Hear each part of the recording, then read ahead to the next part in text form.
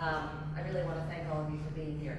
So before we dive into some of the deeper dive mechanics, I want to just review, next slide please.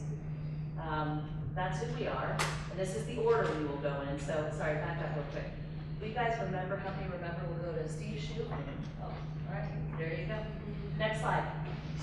So I wanted just to give those of you who are brand new to how the formation of this works, just a general overview sense of the umbrella of functions that you have to pay attention to throughout CCA formation.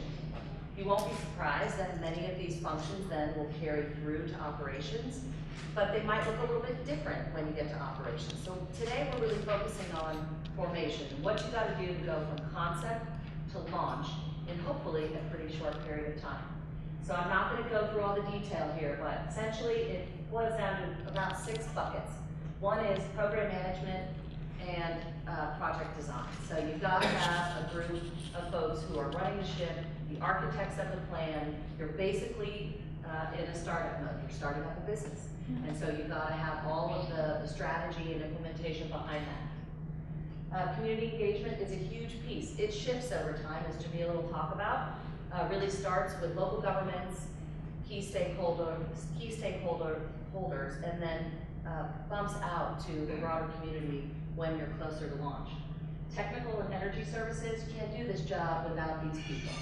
So we don't have one of these guys represented here today, but they're the ones who do all the data analytics, size your program, help out with procurement, probably help out with rate design, all of your contracting and such. So they're super important to have at the table very early on in your process. Data management, customer enrollment. That's what Drake is going to represent today. And they typically come on a little bit later, although we're learning that there's probably some value in bringing the data management folks on earlier rather than later, just to get your team in place and ready to go. Legal is super important. Again, a couple different elements of legal, both general counsel services for whatever program you want to design. Regulatory starts, you need to kind of get involved in the whole regulatory thing, and once you're operational, that regulatory piece really grows. And then you have energy contracts and legal counsel to review power purchase agreements. Finally, financial, and that's a little bit what Steve will be talking about. There are a couple different models emerging in the marketplace right now in terms of how these programs are financed. Still, the traditional model is that there's some level of municipal finance that then morphs or is supported by private capital through a bank or another entity. So those are the big picture items. The next slide. I'm not going to go through all of these. There are statutory requirements for CCA and regulatory requirements. This is just a short list of some of them. We'll post these, but the message I want to impart to you here is that they are not insurmountable. Some of them are complicated, especially on the regulatory side of the world, but we've learned how to deal with them. And even as things evolve, you have a lot of great people who are now engaged both at the legislature and at the CPUC to make sure that things go well and are fair, that the playing field remains level going forward. So with that, I will, if we want to go back to any of these, we can, but then I want to just turn it over to Steve and talk about the legal aspects. Yeah, thank you. You want to come up here? Yeah, I'm just going to stand up. So Shawn said my slides were very, very much too long, and I only have 10 minutes, so I took that as a challenge. So go to the next one. Go to the next one. That's my name and email address. If anybody has any questions after this, give me a call. Go to the next one. The first thing that you're going to have to face when you're starting up a CCA program is deciding how you want to structure the entity that actually runs it. The CCA statute says that they can either be a city or a county. There's a couple of special districts that can actually carry out CCA programs. The Sonoma County Water Agency is one of them, but usually it's going to be a city or a county. In our county, and this is something that I would recommend that everybody do, we set up the Joint Powers Authority to run the program. And I'm going to go through some of the reasons why we did that and some of the benefits that you can get from doing it through a JPA structure. The most important one is that under California law, it's possible to structure your JPA so that essentially the finances of the JPA are totally immunized from the finances of the member agencies. And this was a very big concern back when we were starting up, because particularly at that time, it was during the budget crisis about 4 or 5 years ago. Cities were very, very concerned about the possibility that the CCA might not succeed, and that they would have liability out of their general fund for the debts of the CCA program. Setting up a JPA pretty much assures that that's not going to happen. It essentially means that anybody that's contracted with the JPA can only look to the JPA assets for recovery of any liability. So it basically means no risk to the general fund for the CCA program. It is possible to run a JPA, a CCA program under a single entity. For example, I think the city of Lancaster, that's the way they structured theirs. You have to do it in such a way that, again, you try to wall off the activities and the assets of the program from your general fund assets. You can, under certain circumstances, limit recovery of obligations by contract. So, for example, you may do this like the water agency does it with its water transmission system. It says to all its creditors, you can only go after the assets of the water transmission system, not the general fund. It is possible, but I frankly think that having a JPA makes it more certain that that's not going to be a problem. In our county, next one. In our county, we actually had what we called, again, because this issue was a very big concern to cities, we set up what we called the triple firewall, which was, number one, you had the liability protection I just talked about with setting up joint powers authority. Number two, we made a promise, and we've carried it out, to put in every single one of our contracts a clause that says, power supplier or consultant, you recognize when signing this contract that you cannot go after the general funds of any of our members or the assets of any of our customers for anything we might owe you under. You're limited to the JPA's assets. And the third one is, we didn't even require cities in our counties to become formal members to the JPA. When we set up our JPA, originally it was just the water agency and the county. And we set it up and we said, we're going to roll out service to the unincorporated part of the county at X date. You need to tell us by Y date whether or not you're going to want to join in and participate in the program. And what happened then is, if cities decided that they wanted to come in, they didn't actually have to sign on as members of the JPA. They just had to participate in the program, and the JPA agreement gave them representation on the board of directors, so they would have a say in the programs and policies that were carried out by the CCA. Next one. If you do select a JPA, probably the biggest issue you're going to face in the short term is how to set it up so that to ensure that all of the participating entities feel like they have a fair share in the running of the organization. And the problem gets harder when you're in a jurisdiction where there's a big difference between the populations of some of the members and others. It really makes a one member, one vote board untenable, because bigger cities will say, well, we don't want to have the same power as a small city. So there are a number of ways around this. Next one. You can have one director, one vote, which isn't going to work. You can have a weighted voting system where you say, okay, we're not going to count votes based upon just one person. We're going to weight it based upon the amount of power that your customers in your jurisdiction are using. You can have some sort of combination where you kind of require a double, what I call double majority, where you actually require a majority of the people plus a majority of the weighted vote.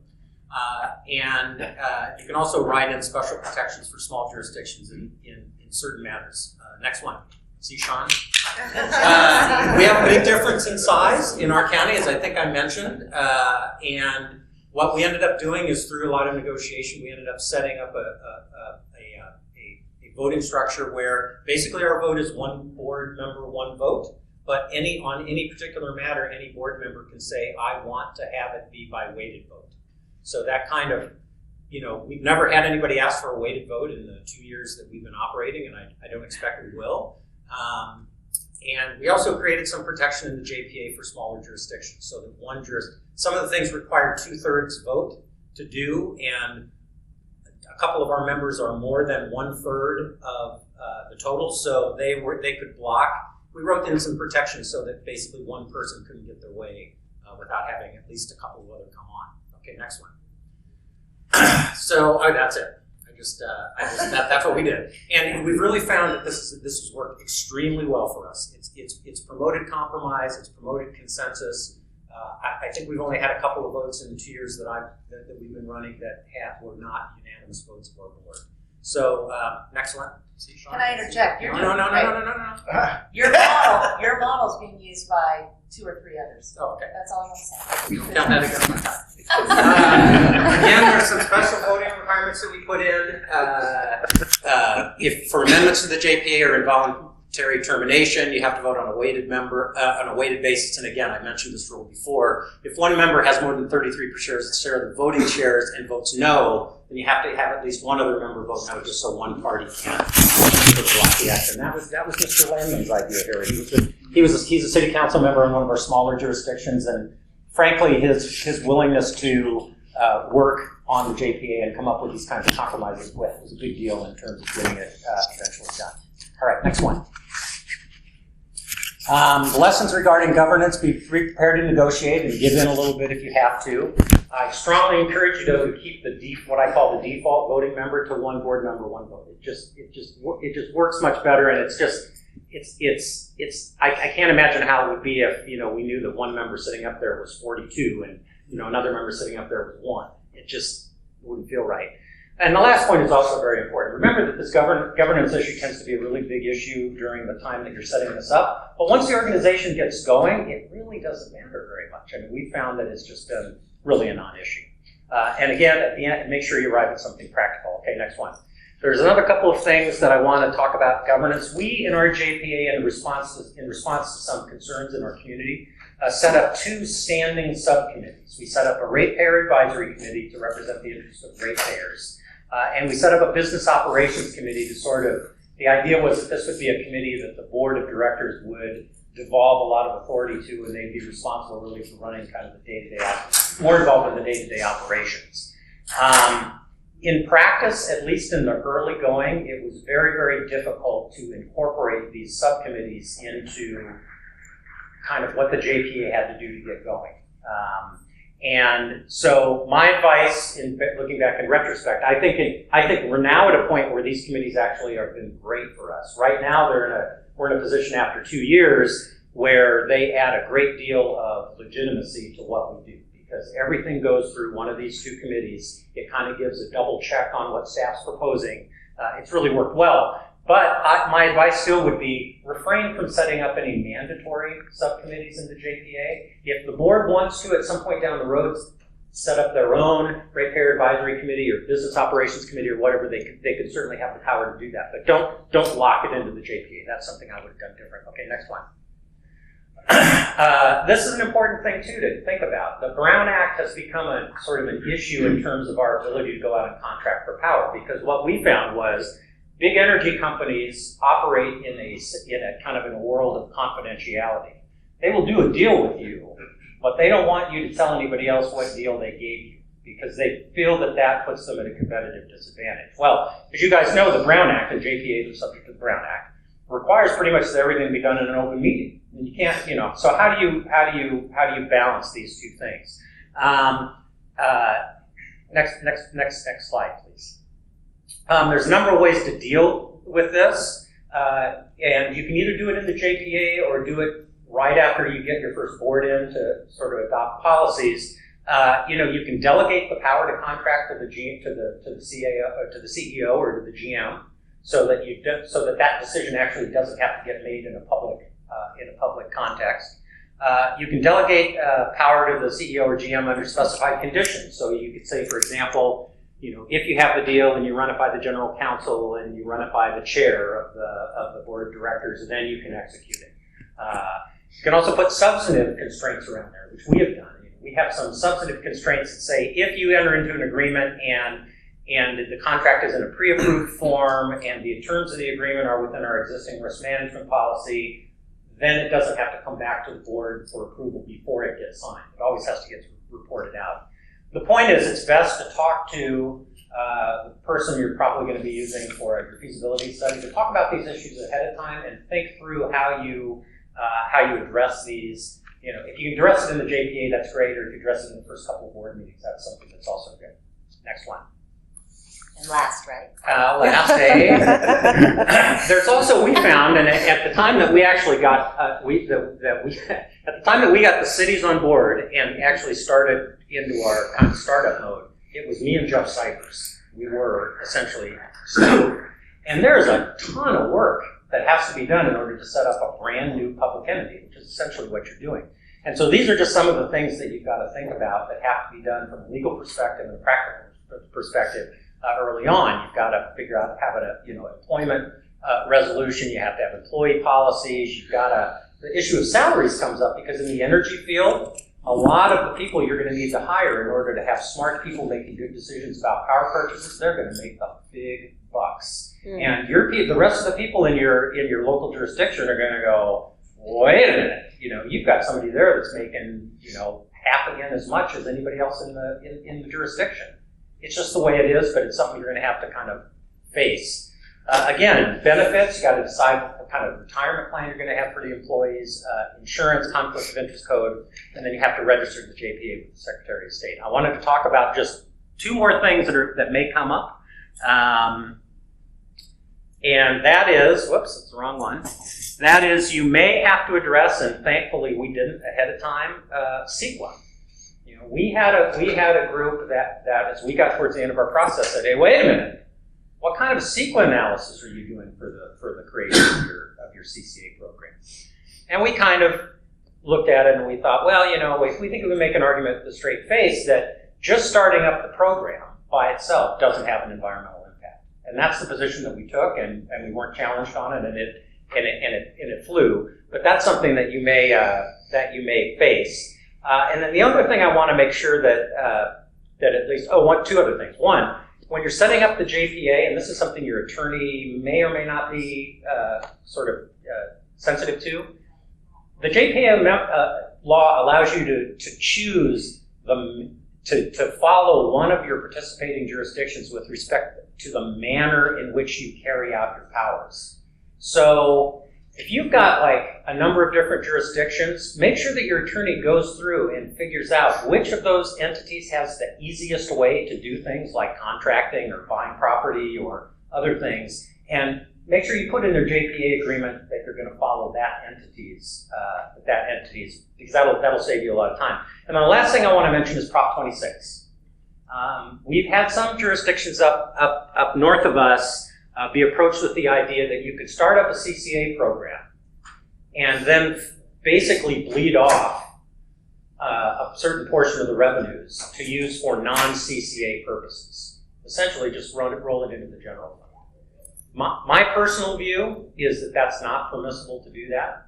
I don't think it's legally permissible, but even if it were legally permissible, I would encourage you not to do that because it changes the nature of the CCA from a program that's set up with a specific set of goals vis-a-vis climate and rates, and makes it into more sort of just another general government program. So I would stay away from that if that's something that comes up.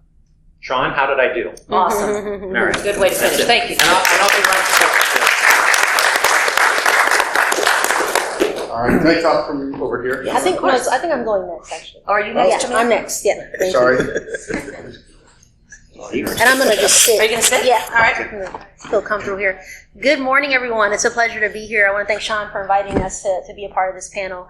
We're really happy to be here. My name is Jamillah Jordan, and I'm going to talk to you a little bit about community engagement, communications, and public information as you begin to build and develop your CCE or CCA. Next slide. So we recommend a three-phased approach as you begin building your CCA, and as it relates to communications and marketing. And many of you right now are in phase one, I'm guessing.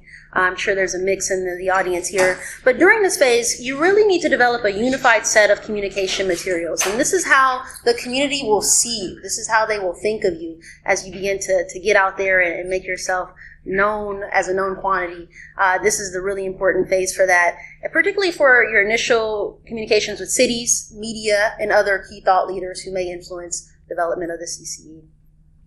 In phase 2, after the feasibility study, it really moves more so into developing a plan of outreach for a wider range of community stakeholders. So you're looking at commercial customers, you're looking at business groups, and just generally speaking, other community stakeholders. So we're moving beyond that initial outreach where you're talking primarily to cities, and now we're talking to a much wider range of folks. In the third phase, it's really a broader outreach and marketing effort for all of your customers, and I'm going to get into a little more detail about that in a moment. Next slide, please. So in phase 1, you start developing your identity or your brand. And this is, as I mentioned, how the community will think of you. What's important is to develop a set of unified communication tools and materials that lay the groundwork for customer understanding for your CCE. Next slide. Actually, I'm sorry, go back one for me. So with this here, we wanted to really emphasize to you the importance of developing these key messages. And these are the talking points that everyone will use when they're going out sharing the assets, the benefits of CCE with the broader community. So you want everyone to be speaking with a unified voice with the same set of messages so that everyone is on message and on point, so to speak, regardless of who they're talking to. So we at MIG, we've developed briefers books, speakers kits, other things. It could be a print version, it could be a binder, it could be an electronic PDF as well, whatever is most convenient for you. But it's really important to disseminate that broadly to as many stakeholders as possible so that everyone is speaking with the same voice. So this point is really key. And it helps to frame the conversation, I think, with a set of clear and articulate and accurate messages about what are the pros and the benefits of developing this program. Next slide. Consistent materials is also really key here. This is for the energy upgrade project that we've done quite a bit of work on, primarily in Alameda County, but also throughout the Bay Area as well. For this, you really want to start developing and building the brand and the logo for your project. It all supports developing a tangible look, a tangible presence, either on the internet or just in general communications, that people feel like they know you. They have a sense of who you are, of what you're about, what your values are, and really what you can do for them, essentially. So this is really key with the consistent materials piece. You can see some of the key graphic elements that we've included, as well as the logo to blend in the color palette as well. It also includes a standard presentation that you can leave behind, a fact sheet, as you go out and talk with other cities. So that's something that we found to be really helpful as well. And those can be updated in future phases as well. So you can start off with a set of core materials and then continue to update them as you go throughout the project. Next slide.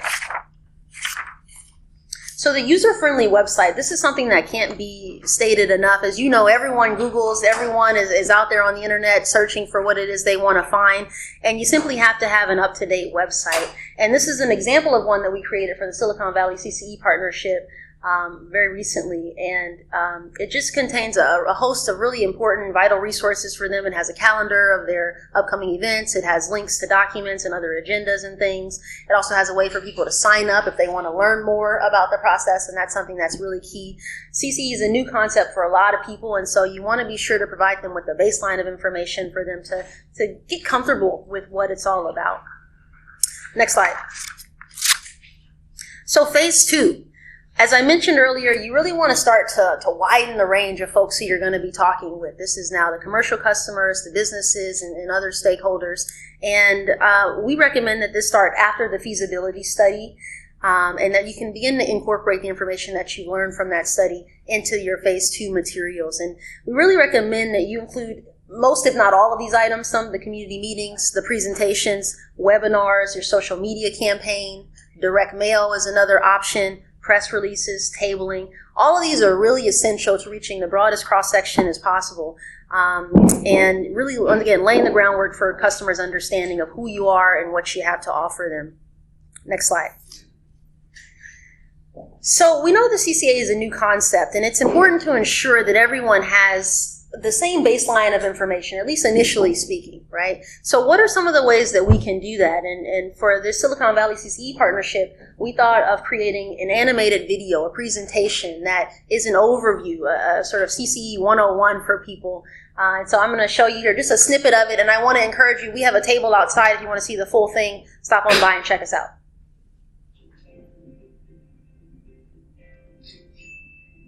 The Silicon Valley Community Choice Energy Partnership is developing a new way to provide cleaner, greener electricity. I think that's it. So that was the snippet. that's just to whet your appetite. We want you to want more.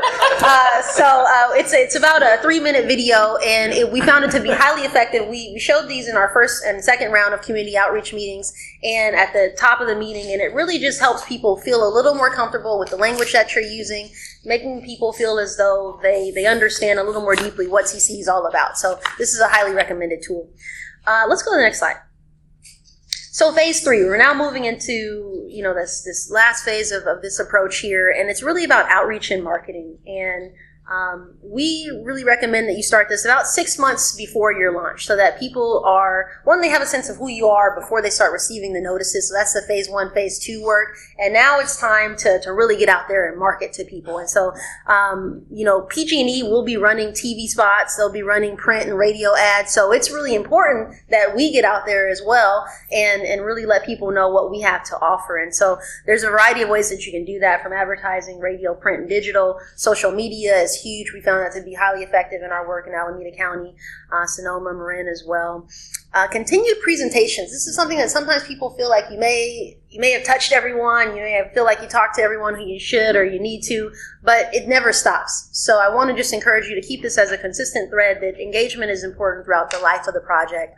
Also, continue tabling at other events. Media pitching, as many of you know in the room, is really important. And then custom notices is going to be really one of the biggest ways to let people know about what you have to offer. So you really need to ensure that people know about the agency and that you have a solidly functioning agency that they can rely on. And we know that you have to be out there in the market because PG&E is already. Let's go to the last slide. Or 2 more slides after this. So let's keep running these. They're animated. So we've been conducting digital marketing campaigns about energy efficiency, and I think they look really sharp, but what they do is convey it's a really cost-effective way to reach targeted audiences. So you may not have that big of a budget, but this is one way, if you feel it's appropriate for your project, that we found to be really effective at targeting audiences and making sure that we're hitting the right people. And then the last slide I want to show you is really about, as your brand develops, you'll be rolling out more products, hopefully, right? We hope that you'll be rolling out more and more. And it's really important that you create a cohesive family of marketing and communications materials. And this is some example of our work where it has really evolved from the initial logo and design concept into now this extended brand family, if you will. And this is actually the last slide, one more. I wanted to show you this one. There are a variety of ways that you can reach people, as you know, in the room. There are so many different ways that we can now access people and touch them and touch their lives.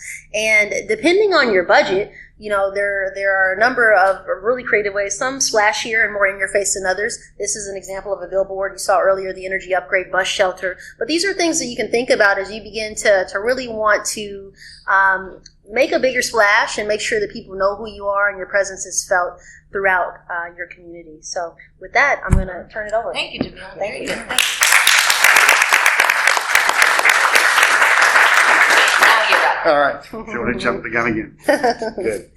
Okay. Well, first, thank you for having me, and I want to acknowledge Shawn. She didn't really get introduced as our moderator, but Shawn's one of the pioneers in this industry. She was involved from the beginning with Marin, very active participant in getting Marin off the ground, and then since then has really provided a leadership voice for our industry, and is probably aware of what's going on across the state with CCA better than anybody I know. So delighted to be able to spend a little bit of time with Shawn.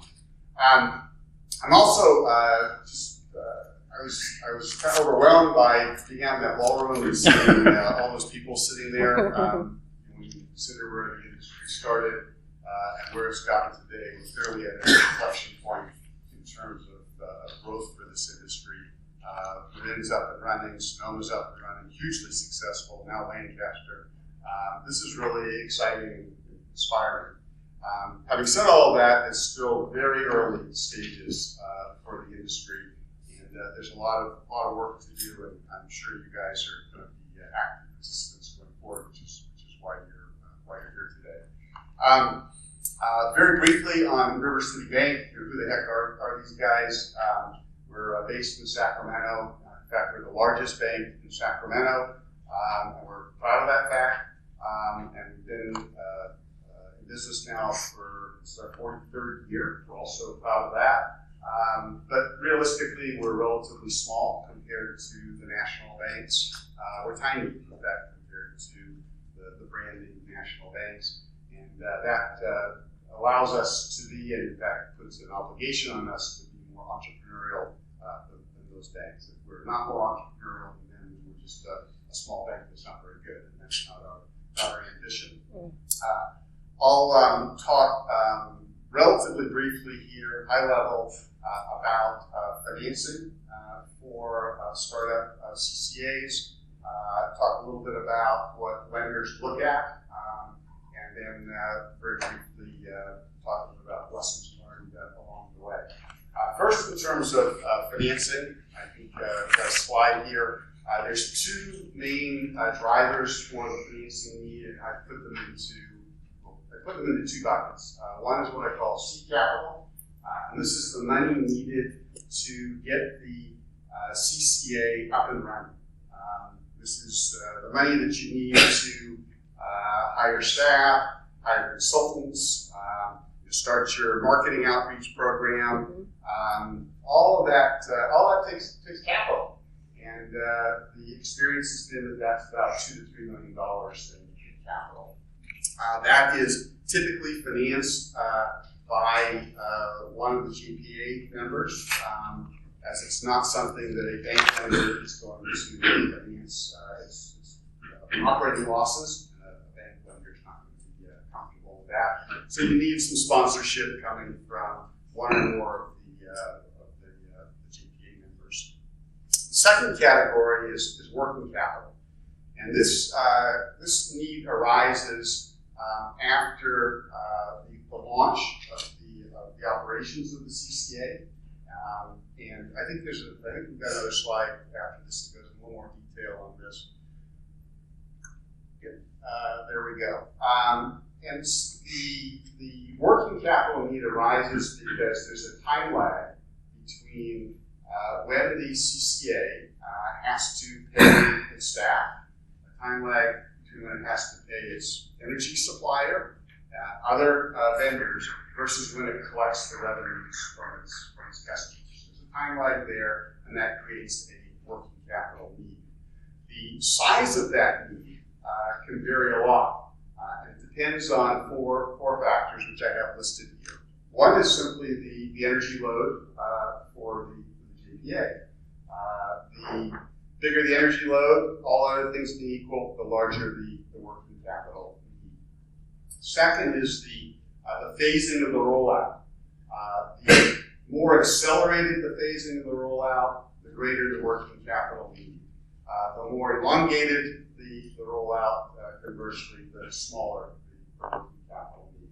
And of course, there's nuances within that, such as the timing for the rollout of residential versus commercial, big commercial users versus small commercial users. All of that gets thrown into the mix and influences the sizing of the working capital facility. Number three, and this has changed over time, but vitally important, are the trade terms that the CCA can negotiate with its energy suppliers. The better terms, and now CCAs are getting better terms, the better terms means the more that the CCA is going to provide financing, or rather the energy provider is going to provide financing for the CCA. So that's an important factor. And then last, something that's maybe a little nuanced, but it's seasonality.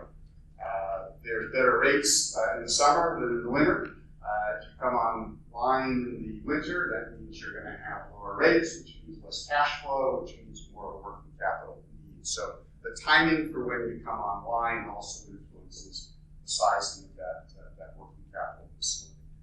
Next slide, please. Okay, now from a lender's perspective, believe it or not, more important for us than making money is actually getting our money back. We're a little different than equity providers. We operate on really thin margins, and far and away the most important thing is just ensuring that we get our principal back. And if we happen to make a little money along the way and of interest, that's a good thing. But if we don't get our principal back, then we got all kinds of bad things that we've got to deal with. So we're going to be conservative in our decision to lend money, and we're going to do due diligence, and we're going to look at a variety of factors, which I don't have time to go into any detail on today, but I do want to mention just a couple. And first and foremost is the management team. This is a startup business. It's a startup business like any other startup business with all the challenges that go with it. You heard Steve talk about just the organizational structure, the governance. You've got to make decisions around that. That's one segment across a whole breadth of segments where you've got to make decisions. You've got to make decisions on the marketing piece. You've got to make decisions on the call center, the operations, the step. You've got to hire people. You've got to staff it up. You've got to make decisions around compensation, benefits, real estate, where are you going to sit, policies, procedures, negotiating energy contracts. All of that is challenging. It can be really exciting for people that enjoy the entrepreneurial environment. So for us as a lender, and others too, they're going to look to see who are the folks who are going to manage this, who are the folks that are going to make sure that this company comes together and works well.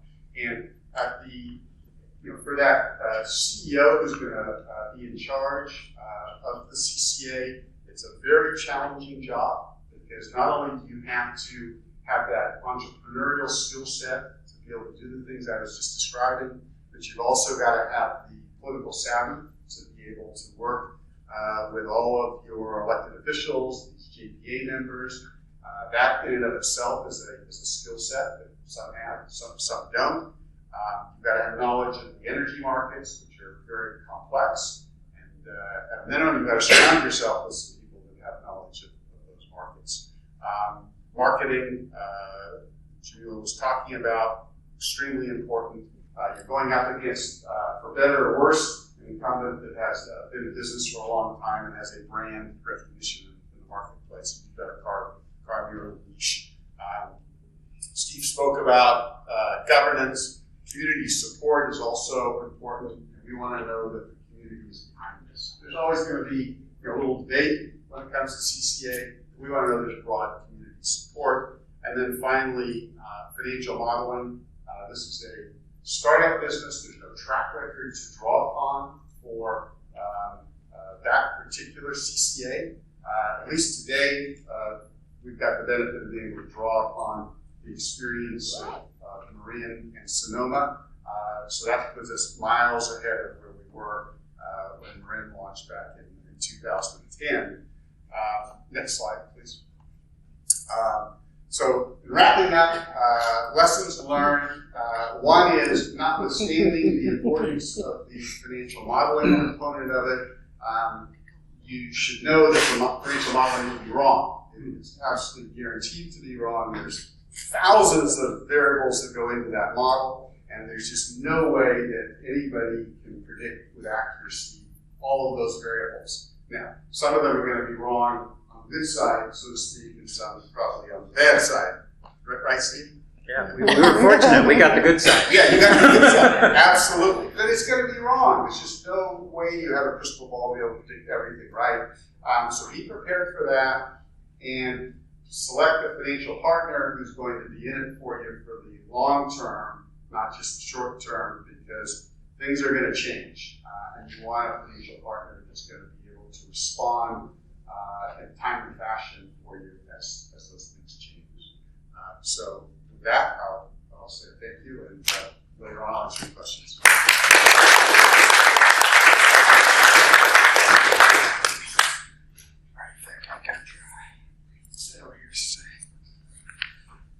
Thank you for having me. Thank you, Shawn, for all that you're doing for the movement. Appreciate it.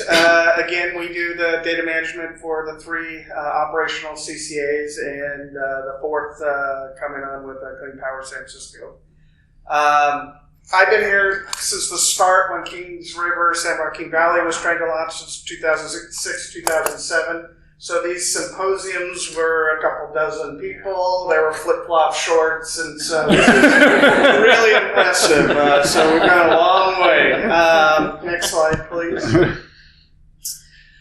Okay, and again, I will apologize in advance for the topic and the content, and I believe I'll owe you all 10 minutes of your life back after this, but I'll try to get through it fast, quickly. Electronic data interchange. When you become a CCA, you are now a trading partner with the utility. First, you'll sign an agreement with the utility that basically says that your relationship will be governed by the utility tariffs.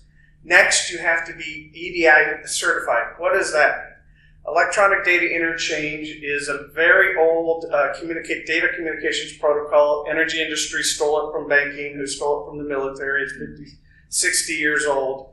And you have to test and become compliant with the utility and make sure you can transact and send data back and forth. The testing is a very basic scenario, very basic transaction set. Do not be lulled into believing that if you can handle that set, that you can handle the rest. It's all in the exception handling. If you look at our book that kind of goes through the process, the standard is about 10%, the exception is about 90%. And so when folks say, okay, what kinds of things do you send EDI files around? I thought one operational process would be informative and kind of let you know. The invoicing side. So it is what they call in the utility industry as utility consolidated bill ready invoicing. So the utility will send the CCA a usage file for that particular customer. The CCA will internally calc charges, and these are all EDI files that go back and forth. We'll calc the charges and send a charge file back to the utility. The utility will invoice the customer. That's a big distinction for everyone to understand. Utility still invoices the customer and has the first line relationship with the customer. The customers will pay the utility. The utility will send the money to your bank and send you also a transaction file that will give you remittance on how to apply those funds.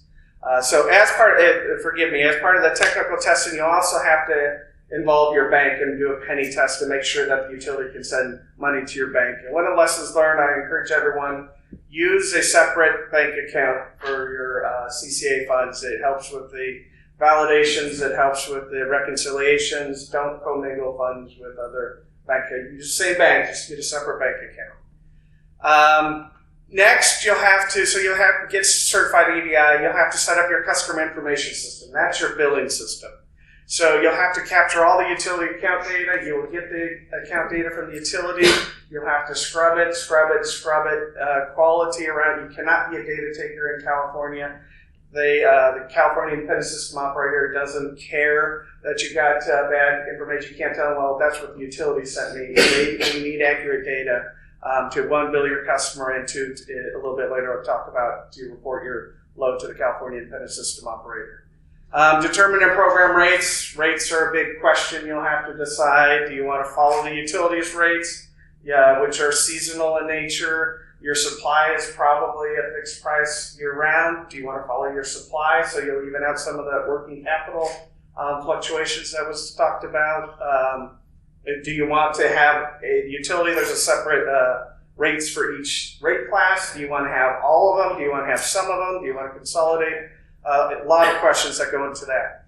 Customer Relationship Management System. That is the system that sits on top of all the systems to make available all the data for you to run your program, to give visibility, to give your customer service representatives information to the billing, the account, the customer bills that PG&E sent out. Programs, if you're a program person, you will look at who's participating in programs and how, those kinds of things. Next slide. Settlement quality meter data reporting. Of course, California has to do it differently. There's one small utility in Michigan, but California is the only market, essentially, that you have to report your own load, customer usage, to the system operator. So I don't know of another industry that the units on your cost of goods sold are self-reported, but as you can imagine, that's a very important piece of the puzzle here. And so you have to register with the Cal ISO, validate usage. You cannot be a data taker. You have to put a lot of qualitative. For example, I think at one point we consolidated some reports. We had 200 reports kind of looking at data from many different angles. On the meter data reporting, you actually report every single hour, not what your customers use, but what you actually put into the grid to support what your customers use. So it brings into load profiles. If it's a monthly read meter, it shapes it so it looks like the usage is on an interval level, and then you loss adjust based on voltage levels. QRE service, Qualified Reporting Entity Services. If you're buying your renewables directly from a supplier, they'll take care of this. If you start your program and you own or control any renewable resources, there is a system called Regis that you log the meter data into, and it spits out renewable energy credits, and that's how you claim renewable energy. And so if you do have that, getting prepared out the gate to get access to that meter data so you can perform that service. Reporting, your data management provider will basically give you access to all data in any form of reports. There's probably a dozen or so main reports that the typical, the aging, how much was billed, how much was paid, those kinds of things. But you have to really think about what else do you want to run your program. How often do you want to receive that? What form or format to receive those reports? Be careful on this one. There are laws and rules from CPUC around customer data. So if you're sending customer data, you can't send an email. You have to do secured FTP sites. If you aggregate the data up and it doesn't have the customer level information, you don't have to do those things. So be careful of those rules, even as you're looking into a program and get the data from the utility. Next slide. Staff and train a call center. So you'll have to come up with your frequently asked questions. How do you want your call center to respond to the basic questions? Who are you? Those types of things. Keep in mind, you are now entering into a mass market program. So there will be customers, no matter how much you save them, how green it is, how wonderful you are, that are not going to like you, not going to like your program, and they may be vocal about it. So you really have to understand and appreciate, and have your politicians understand and appreciate that there's going to be a certain percentage that you're not going to please. And so getting that context going out the gate, I think, will really help as you launch your program. And then access to the CRM system for the call center, again, to give them access to all the billing data and so forth for them to do their job. One other question you have to ask yourself is the interactive voice response system. Do you want your customers to be able to self-serve when they call the call center? It's still today, the direct contact still gives you the highest customer satisfaction. It's still the number one use of call centers. Self-service, that is now, the gap's closing, and they say in the next 5 years that it'll actually switch. So the younger generation is sort of demanding that self-service. The key there, if you do have an IVR, is to make it really easy to get to a rep so people don't get frustrated navigating through that. And then as you think about the experience, how many languages? Do you want to say press 1 for English and 2 for the rest, or do you want to list them all? All those types of decisions in programming your IVR system, and you record your messages, you record your hold music or statements or what have you. And then you sort of integrate that IVR into your system. So if they opt out on the system, then that goes into your billing system. You send an EDI transaction, and it does that. And you also want your reps to be able to see all those information. And one of the big decisions here is how easy do you want to make it so that people can opt out? A lot of these things are a balance. If you make it easy, people are pleased with the transaction. If you make it more difficult, you may be able to save more, but the people that really want to opt out get angry and, again, may call your politician and say it's difficult. And then if you look at sort of how they can opt out, currently the CCAs are using opt out through the call center, and then also on the website. We put an iframe on each of the websites, the Silicon Valley, and it's very, it's really easy. They pull it up, it looks like they're still in the system, they log in their number, it validates the number, and it executes the transaction on the system. So, next slide. This, I won't go through each step. This is for a takeaway, the steps of enrolling a customer, couple decisions. Determine a positive enrollments. If you go out with the first phase, do you want people to actually be able to say, I'd like to join that phase and I can join that phase? Or do you want to pick a certain subset of accounts? The timing we talked about a little bit. If you launch before the summer, maybe you have a cash flow gain, and the opposite in the winter.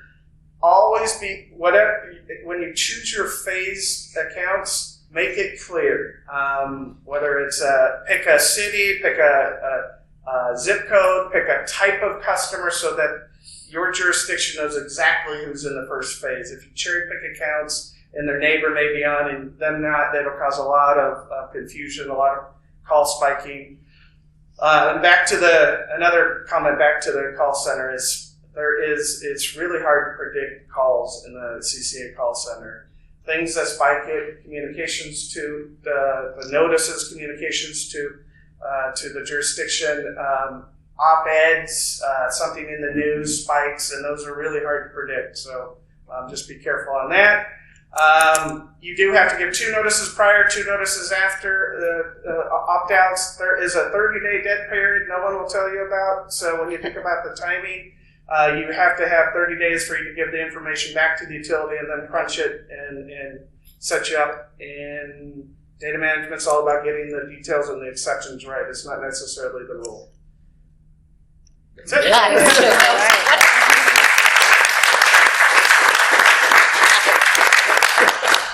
For the fire hose, people. So let's have a couple rounds of questions, and then we'll just wrap up with a summary of lessons learned and go from there. Yes, sir.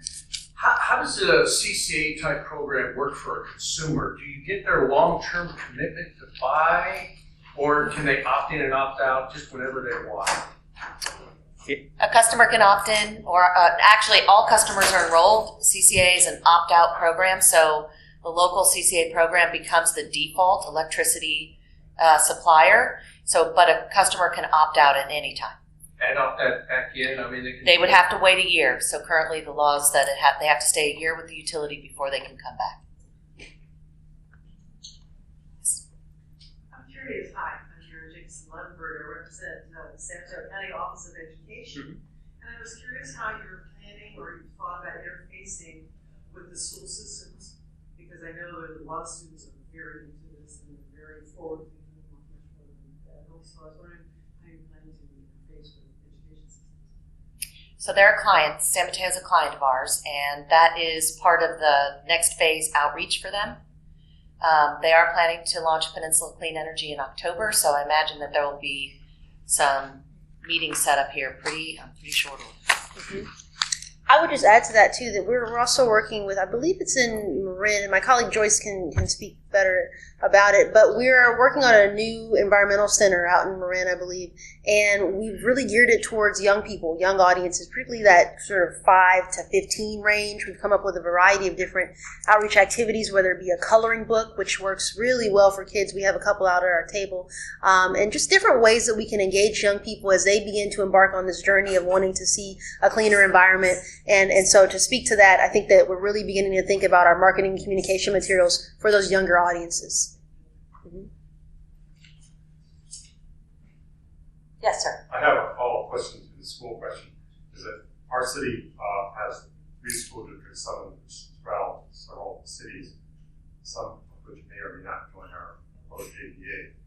And how would Bill go for that school district point one of the schools in our city, another of the schools maybe in the city does not enter JDA? What city are you in, sir? It's news. Okay. So the way it works is that all of your customers will be enrolled. I think it will depend, and you could probably respond to this. Yeah, you say who's in the building. So if the school district is split, the accounts that are within the jurisdiction that is going CCA will be opted into this process. The SDG&E will still invoice. If they decide to not opt out, they will be those accounts will be into the program. They'll both get invoices from SDG&E. On the ones that are not in this program will still be bundled unless their jurisdiction goes CCA. The ones that are there will have a line item on there that'll say they're from the CCA. So it's pretty seamless to the. Well, I understand that, but I think they just get one bill from all the schools that are in. Oh, if their summary billed through the utility, it's the same kind of thing. It'll list on the summary you'll have the listing, and then on the accounts that are with the CCA, it'll have that line item for the Some generation. schools are in our city and some are listed. Yeah, everything's done at the account level, at the utility account level. They have their Yes. own meters, so Right. they can differ. And then you- Shane Patrick Connolly, City of San Jose, District 10. The stage at which you're doing the analysis, feasibility, and then feasibility study and the technical analysis. If you're looking to partner with someone, what was the experience of the other locations that have implemented? Did they do those, at least the feasibility study, before looking to partner with people to operate the system? Or did they wrap the feasibility and the analysis all into the package with someone to operate the system? It seems they're the parent company. Yeah, we did, we did our feasibility study before we set up the JPA because we felt that we needed to have the results of that feasibility study for people to see before they could make a decision as to whether or not to come in. Now, having said that, there's a lot in the feasibility study that will just kind of naturally roll over into the implementation plan that you have to file. So it's not, I wouldn't look at it as two entirely separate things. I mean, the feasibility study really becomes the kind of the basis of the pro forma that you have for the finances of the CCA. Steve, your feasibility study was for the county and all of the cities within the county. We did, yes, we did that, yeah. But to piggyback on that, there is a sort of an emergent model, which is the managed service, where if a city or group of cities doesn't have the startup capital to support that effort, then they can go out to bid and have it all wrapped in. It's the mechanics of that program. I'm happy to talk to you about that. It's a little bit different. All of these elements are still relevant, no matter which way you decide to do it. But in that case, the feasibility and the analytics gets front loaded. It's not always sort of a whole separate And that's step. an interesting part of it for us. That's the approach that the task majority is looking at. But it seems that if you're doing a feasibility study and you are the operator, you're going to prove Right. that it's feasible. Sort of separation It of seems church like and an state. inherent conflict. Yeah. You can do a feasibility study and then make a decision to move ahead with whatever model you want to use. And some cities and counties are doing just that. Sort of doing it as a step one, go no, and then once you get to a go no go, then you move into all of the other services. So I guess the question becomes then, if you're doing it the former way as opposed to the latter, and you're wrapping it all together, be interested to hear more how that works to eliminate the effects of the conflict, perhaps. It is happening, and so I'm happy to talk to you about it offline. It's a good point that you're making, and I think the key is to make sure that you have a vendor or group of vendors that there's some separation therein, and that it is clearly demarcated as phases, so that the end of phase one really comes only after your technical analytics are done, and that's fully transparent, fully vetted, and then you can make the decision to move into phase two, which is more active implementation. But if you're really concerned about that separation, then it can really be two separate contracts, and you can set that up any way that works for your city. Yes, sir. Just to this point of conflict of interest on proving that you're needed, we reviewed a feasibility study, and the assumptions in there, in our view, are very questionable. But you're dealing with a lot. These feasibility studies are done by highly technical people, and it's very difficult to rebut anything that's in there. But they also point out that they're writing costs and they're writing savings they're going through the CCE. So I think it's something that's a real issue in how things are being done. And there's a lot of my question, by the way, is really around if you're in a JPA and there's no recourse to deep pockets, how is that? I mean, I'm sorry I missed the thing, you've already covered this, but ultimately, if people locking in contracts, and there's any sort of financial distress in these organizations, there's no reach through it. Doesn't that keep the bankers up at night? Yeah, that's why there's not a lot of bankers in that room. That is a reality. Is that not now, but when the technology is going one way, yeah, in terms of getting cheaper, and we're locking in a bunch of prices. You've got DG ramping up, and you've got a lot of very complex dynamics at play. Yeah, all true. I guess it's not for me to defend why we got comfortable lending money to Marin and are interested in doing it with others. But all of the issues that you raise are relevant and part of the equation. But I can answer one of them. I mean, I always thought that it didn't surprise me that banks would be interested, because when you think about it, in a startup, your biggest risk is that you're not going to have any customers. Here, you're pretty much given a pool of customers. Now, they do have the right to opt out, and a certain number of them will, but most won't. And so you're essentially in a situation where you've got this kind of captive pool of people that you can serve. And I think that's part of the reason why I think financial institutions are willing to step in, because they know people need electricity and they're going to pay for it. And, so that kind of mitigates against the kind of risks that you're talking about, I think. It does now, but when prices go it's a different story. So there are provisions that we could talk about later offline for if, in the worst case scenario, if things tank and a CCA needs to fold up, there is a bond that's posted that would be retired in that event for the return of customers to utility service that will not interrupt service. The risk is certainly transferred onto the vendor. Yeah. And that is part of the game here, and not all the vendors like it, but it is how it works right now. So let's take a few more. Yes, ma'am, and then we'll go over here. Typically, how does the community provide governance to changes? So one of my lessons learned here is design an inclusive development process. And so whichever way you go, whether it's all wrapped into one managed service or you do a JPA model that takes a little longer, we really recommend community engagement through an advisory committee or some other structure that allows for regular meetings to opine on the JPA issues, on the voting structure, on branding, on all of that, so that there's some involvement in decision making prior to when the JPA board comes together. So far, that's the best vehicle we've seen for engagement in the community. And afterwards as well, during operations? Some communities, like Peninsula Clean Energy, is looking at a community advisory committee. I think there's something similar in Sonoma. The truth is, every single board meeting, which happens typically monthly, is open to the public in that local community, so they're also invited to there. Yes? What do you think is sort of the minimum size of customer base to start such a program? Yes, we'll take that. It all depends. If you're with a provider that has multiple CCAs, I think you can get into the 10, 15, 20,000 account level. But usually, at least at the beginning of the CCA movement, you're sort of asking for the 50,000. And I would encourage cities that are smaller than that to try and look to neighbors cities and try to aggregate up.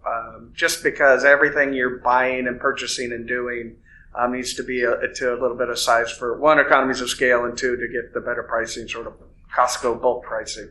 Do you think 15 or 50? 50. But you can do it small. And that's just my opinion. Yeah.